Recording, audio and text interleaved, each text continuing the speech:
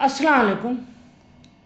आज हम सॉल्व करेंगे 10th class mathematics synth text book board के फर्स्ट चैप्टर को, जिसका नाम है सेट एंड फंक्शंस। उसकी हम एक्सरसाइजेस को क्या करेंगे, हल करेंगे। तो आए चलते हैं उसकी एक्सरसाइजेस पर। 17 चैप्टर से ये स्टार्ट है, 16 चैप्टर तक 9th में है। तो पहला जो आपका चैप्टर है उसका नाम क्या है, सेट एंड फंक्शंस। इससे पहले आप छोटी क्लासों में सेट और उसके टाइप्स के बारे में पढ़ चुके हैं। तो आए डायरेक्ट हम क्या करते हैं, एक्सरसाइज पे चलते हैं बगैर अपना टाइम कंज्यूम किए, और एक्सरसाइजेज को क्या करते हैं, सॉल्व करते हैं। तो आते हैं पहली एक्सरसाइज पे 17.2 पे, जिसमें क्या कह रहा है, right the following sets into tabular form. नीचे जितने भी दिए गए हैं, 6 टोटल दिए गए हैं, सबको किस में लिखना है, टेबुलर फॉर्म में लिखना है। तो आए इनको सॉल्व करते हैं। 17 चैप्टर एक्सरसाइज 17.1 पहला क्वेश्चन है, right the following sets in tabular form.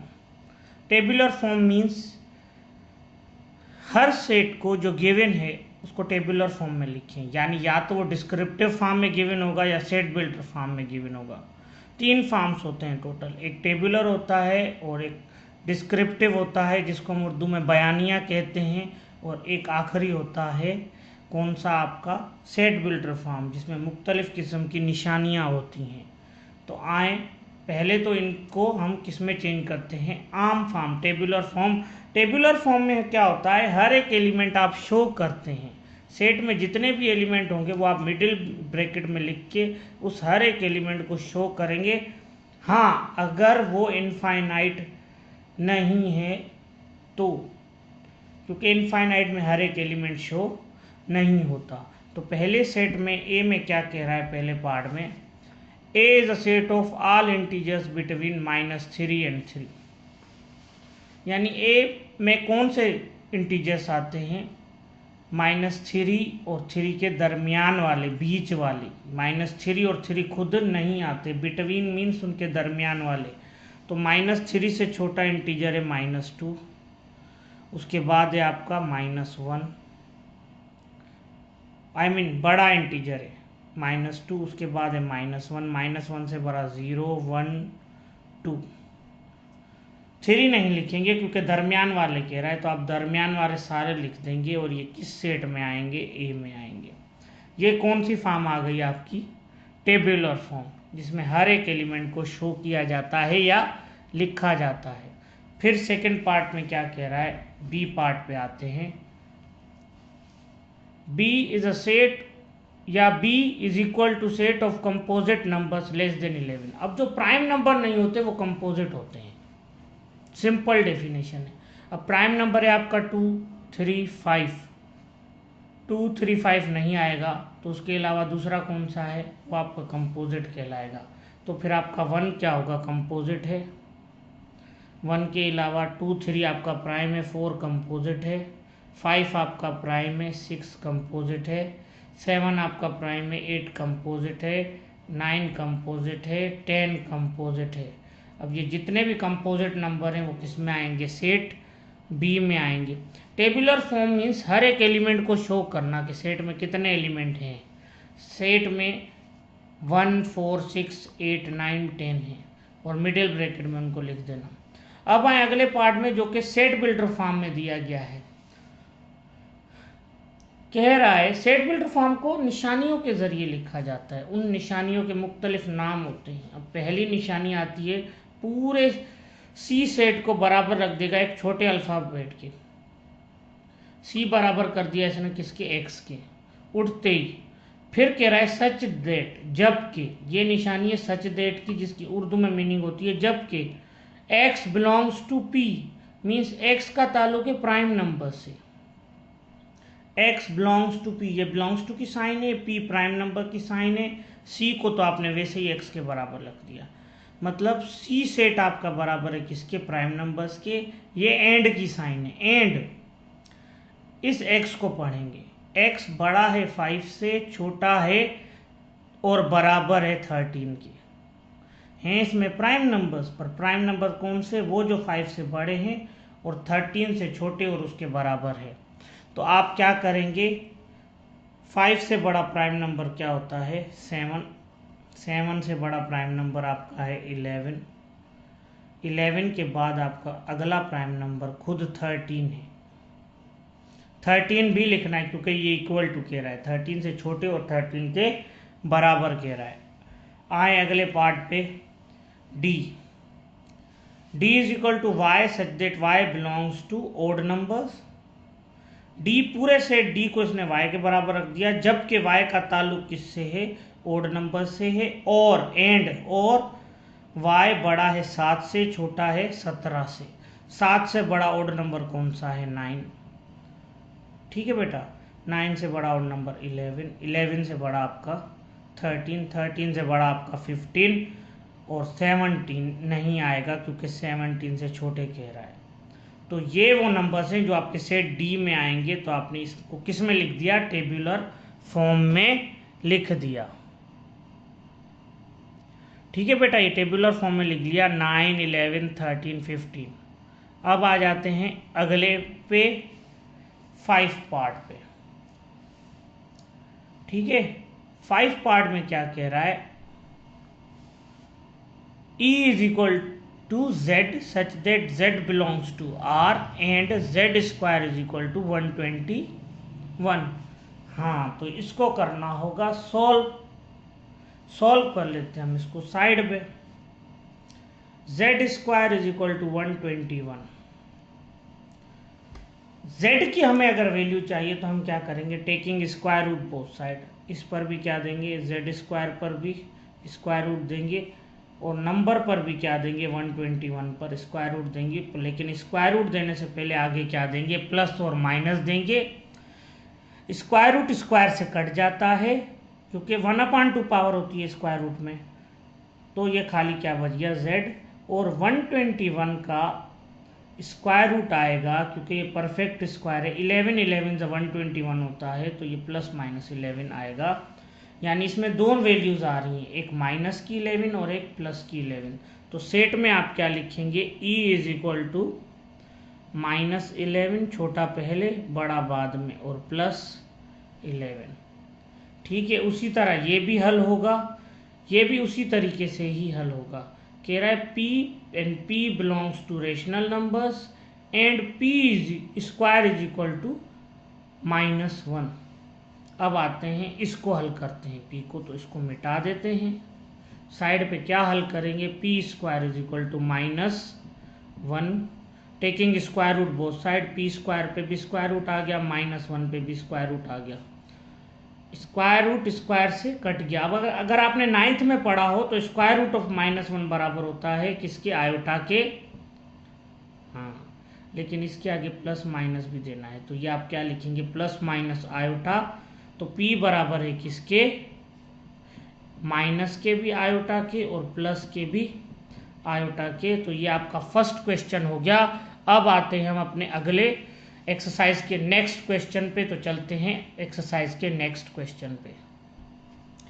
बेटा नेक्स्ट क्वेश्चन में क्या कह रहा है? Right the following sets into set builder form.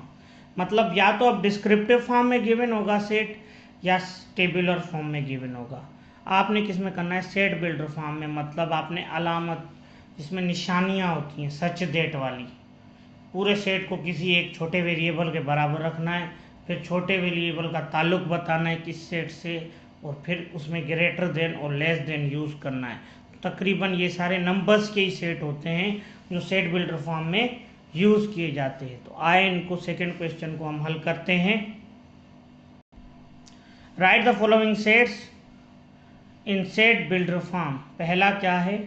A is a set of all rational numbers between 5 and 6। अब ये टेबुलर फॉर्म में तो नहीं लिख सकते, रेशनल नंबर्स में सारे पॉइंट वाले भी आ गए। अब पॉइंट वालों में यानी ये इनफाइनाइट सेट है। हाँ, लेकिन इनफाइनाइट सेट को आप सेट बिल्डर फॉर्म में ज़रूर लिख सकते हैं। डिस्क्रिप्टिव फॉर्म में भी ये इनफाइनाइट सेट है क्योंकि रीज़न क्या है? 5.1, तो 5.12 भी आ जाता है इसमें। हर पॉइंट वाला नंबर इसमें आएगा। अगर हर पॉइंट वाला नंबर इसमें आएगा तो ये इनफाइनाइट सेट है। खाली नहीं है। रेशनल नंबर में पॉइंट वाले नंबर आते हैं। 5 और 6 के दरमियान में जितने भी पॉइंट वाले नंबर है सारे इसमें आएंगे। ठीक है बेटा, तो ये इनफाइनाइट सेट है, लेकिन सेट बिल्डर फॉर्म में कैसे लिखा जाएगा? पहले तो लिखें ए, फिर ए को किसी भी छोटे वेरिएबल के बराबर रख दें। हम छोटे ए के बराबर रख देते हैं। फिर लिखेंगे सच देट, जब के ए का ताल्लुक बताएंगे। अब ऊपर वो बता रहा है किससे? रेशनल नंबर से। तो ए का ताल्लुक किससे है? रेशनल नंबर से। तो आप इधर क्या देंगे? क्यू। रेशनल नंबर को क्यू से शो किया जाता है। फिर क्या आएगा? इधर एंड आएगा, एंड लिमिट बताएंगे।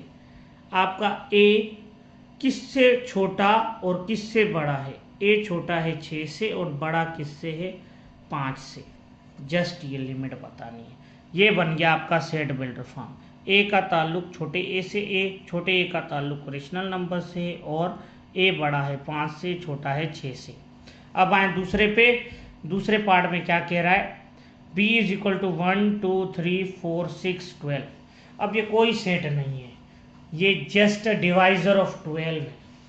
नीचे दिए गए जितने भी नंबर हैं वो 12 को एग्जैक्टली डिवाइड कर रहे हैं। क्या कर रहे हैं? एग्जैक्टली डिवाइड कर रहे हैं। ठीक है बेटा, तो आए इसको कैसे लिखा जाएगा? इसको पूरी इंग्लिश में ही लिखा जाएगा। कैसे? b is equal to b, छोटे b के बराबर कर लेते हैं, जबकि b का ताल्लुक किससे? Divisor of 12। क्या लिखेंगे? डिवाइजर ऑफ 12, और एंड देंगे इधर b बड़ा और बराबर है किसके? 1 के। छोटा और बराबर है किसके? 12 के। Less than and equal to, greater than and equal to 1, less than and equal to 12। Limit में बताएंगे। डिवाइजर ऑफ 12 आपने सारा लिखना है।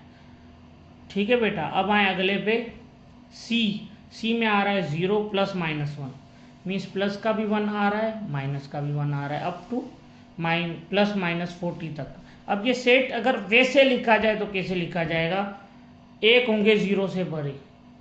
0 से बड़े हैं कहाँ तक? 40 तक, प्लस वाले सारे। 0 से लेकर कहाँ तक? सारे बड़े, 1 से लेकर 40 तक। ये 0 से बड़े हो गए, ये प्लस वाले हो गए। अब 0 से छोटे कौन से? -1, -2, -3, और ये भी यहाँ से सबसे छोटा क्या होगा? -40। मतलब इस सेट में सबसे छोटा नंबर है -40 और सबसे बड़ा नंबर है +40। 0 सबसे छोटा नहीं है, ये गलती मत कीजिएगा।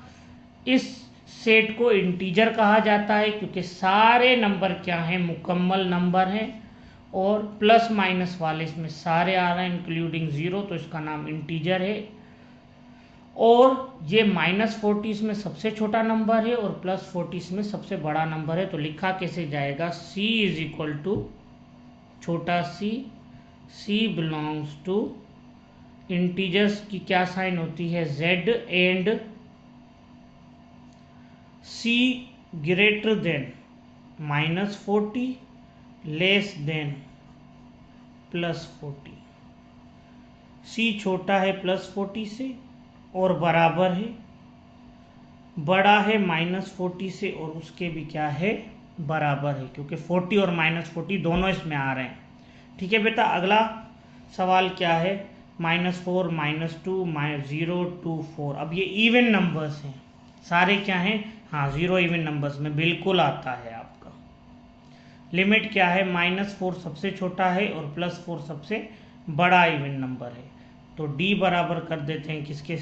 छोटे d के, जबकि d का ताल्लुक किसके साथ है? इवन नंबर्स के साथ। e कर देंगे हम। इन दोनों को थोड़ा चेंज लिखिएगा, बिलोंग्स टू है और ये e है। e इवन नंबर को शो करता है, एंड d बड़ा है किससे? -4 से, बड़ा और बराबर है -4 के, छोटा और बराबर है +4 के। ये कौन सा हो गया? डी आपका हो गया। अब अगला सवाल ई इज इक्वल टू 1 4 9 16 25। ये सारे परफेक्ट स्क्वायर है। 1 1 1, 2 2 4, 3 3 9, 4 4 16, 5 5 25। अगर ये परफेक्ट स्क्वायर है 1 से लेकर 25 तक, तो आए इनको कैसे लिखा जाएगा, ई, थोड़ा सा इधर लिख देते हैं, ई इज इक्वल टू छोटा ई बराबर है किसके, परफेक्ट स्क्वायर पूरा लिखना पड़ेगा, या शॉर्ट में लिख दें PREF, दो डॉट्स देके स्क्वायर लिख दें, यानी ई का ताल्लुक है परफेक्ट स्क्वायर से, एंड ई बड़ा और बराबर है 1 के, छोटा और बराबर है किसके, 25 के। अब आए अगले पे, लास्ट पे, f इज इक्वल टू -1, -3, -5, -7।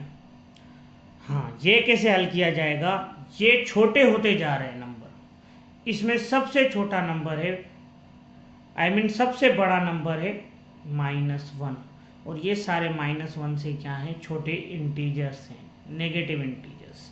अब ये सेट सिर्फ नेगेटिव इंटीजर्स का है, तो लिखा कैसे जाएगा, f इज इक्वल टू, हमने बराबर कर दिया चलें छोटे f के, जबकि f का ताल्लुक है किससे, नेगेटिव इंटीजर से, तो ऊपर लिखेंगे z-1, और f बड़ा है, नहीं f छोटा है -1 से,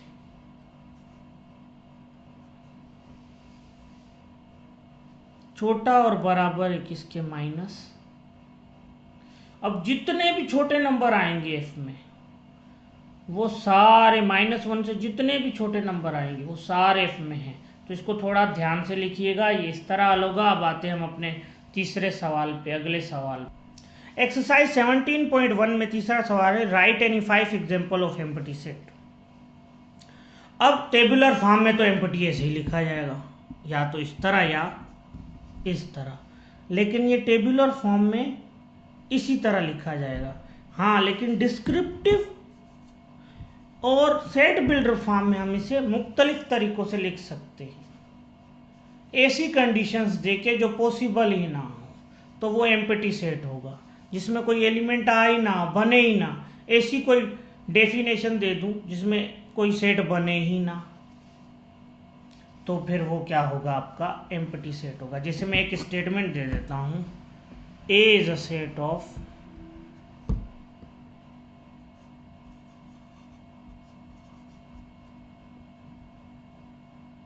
इंग्लिश अल्फ़ाबेट,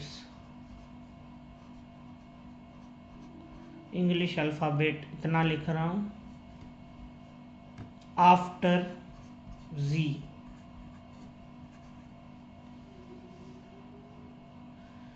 ए सेट है इंग्लिश अल्फ़ाबेट का जो Z के बाद आते हैं। Z के बाद कौन सा इंग्लिश का अल्फ़ाबेट आता है, कोई नहीं आता, मतलब ये सेट पॉसिबल ही नहीं है, तो ये क्या है, एम्प्टी है।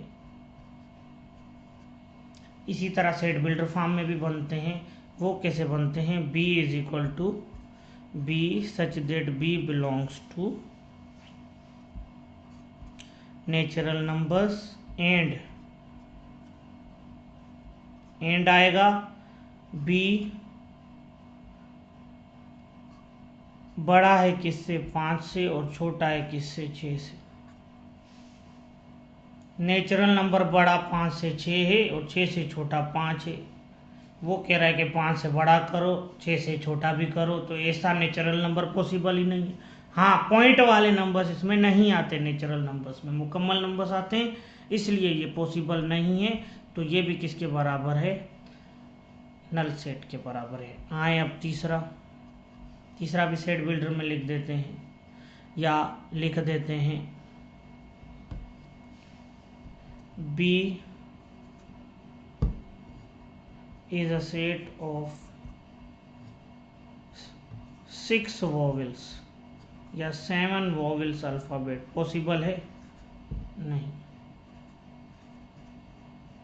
अगर पॉसिबल नहीं है तो ये क्या है, नल सेट है। ऐसी चीज़ जो पॉसिबल ना हो तो वो क्या होगी, आपकी नल सेट या एम्प्टी सेट कहलाएगी। चौथा क्या है, चौथा आप हम कर लेते हैं, फिर सेट बिल्डर फॉर्म में B नहीं करते, इसे C करते हैं, और चौथे को D करते हैं। D इज इक्वल टू छोटा d such that D belongs to, हम कर देते हैं अब इंटीजर भी मुकम्मल नंबर ही होता है, एंड या नेचुरल नंबर करते हैं। d belongs to natural number and d less than 1। Natural number 1 से छोटे होते ही नहीं है, पॉसिबल ही नहीं है। नेचुरल नंबर स्टार्ट ही 1 से होता है, तो ये भी आपका क्या हो गया, नल सेट हो गया। ऐसी चीज़ जो पॉसिबल ही ना हो वो आपका क्या है, नल सेट। या अब आए अगले 5वें पार्ट में, 5वां एम्प्टी सेट बनाते हैं। ये भी सेट बिल्डर फॉर्म में ही बना लेते हैं। ई का, ई बराबर है छोटे ई के, छोटे ई का ताल्लुक किससे कर देते हैं हम, इवन नंबर से। एंड इवन नंबर्स में ई बड़ा है किससे, 2 से, और छोटा है किससे, 4 से। ऐसा कोई सेट पॉसिबल ही नहीं है। 4 से छोटा 2 होता है और 2 से बड़ा 4 होता है, मतलब बीच में तो कोई सेट है ही नहीं। जब बीच में कोई सेट है ही नहीं तो नल सेट है। अब आए अगले पे, सवाल पे, चौथे पे, classify the following sets as a finite and infinite. ये भी सिंपल ही सवाल है।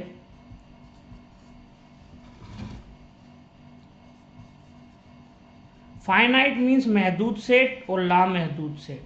जो काउंटेबल हों वो महदूद होते हैं, और जो अनकाउंटेबल हों वो लामहदूद होते हैं, जिनको हम गिनती कर सकें। Simply the set of Asian countries, अब ये हम गिन सकते हैं। जो चीज़ गिन सकते हैं वो फाइनाइट है।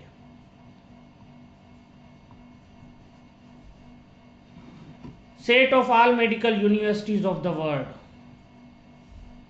ये भी हम गिन सकते हैं, तो ये भी क्या हो गया आपका, फाइनाइट हो गया।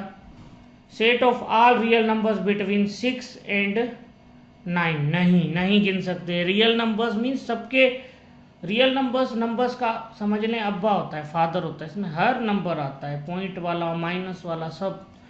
अब 6 और 9 के दरमियान में जितने भी नंबर है सारे आएंगे, सारे पॉइंट वाले नंबर आएंगे, तो ये अनकाउंटेबल आएंगे। 6.1 भी आएगा, 6.12 भी आएगा, 6.123 भी आएगा, तो ये इनफाइनाइट हो गए, ये ख़त्म ही नहीं होंगे। अगर ये ख़त्म नहीं हो सकते तो ये क्या है, इनफाइनाइट है। हाँ, अगर नेचुरल नंबर्स कहता तो फिर तो 7 और 8 आएगा भाई बीच में। रियल नंबर या रेशनल नंबर कहे तो ये 7 8 बीच में नहीं आएगा, इसमें पॉइंट वाले भी आएंगे। इसी वजह से ये क्या हो जाएगा, आपका इनफाइनाइट हो जाएगा। अब आए अगले पे, चौथा क्या है, set of all even prime numbers. एक ही इवन प्राइम नंबर होता है, 2। कौन सा, 2। उसके बाद जो भी प्राइम नंबर्स हैं वो आपके क्या होते हैं, ओड नंबर्स होते हैं। एक ही होता है तो ये फाइनाइट है भाई, सिंगलटन सेट ही होता है ये। सिंगलटन भी फाइनाइट ही सेट है जिसमें एक एलिमेंट हो। अब आए आखिरी पार्ट पे, set of all odd numbers less than 5। ये इनफाइनाइट है भाई। ओड नंबर्स पॉजिटिव नहीं कह रहा, ये ऑल ओड नंबर्स कह रहा है, लेस देन 5। तो ये इनफाइनाइट कैसे, लेस देन 5 3, फिर 1, फिर उसके बाद -1, -3, -5, तो ये चलता ही चला जाएगा, ये ख़त्म ही नहीं होगा। अगर ये ख़त्म ही नहीं होगा, ये नेगेटिव में चलेगा, ख़त्म नहीं होगा, तो ये क्या है आपका, इनफाइनाइट है। 17.1 के आज 4 क्वेश्चंस हो गए हैं। नेक्स्ट लेक्चर में हम 17.1 के मज़ीद क्वेश्चन करेंगे। मज़ीद वीडियोस के लिए अपलोड भी करूँगा, सब्सक्राइब कर दें मुझे, सर नवीद के नाम से चैनल है। इंशाल्लाह फिर मुलाकात होगी। अल्लाह हाफ़िज़।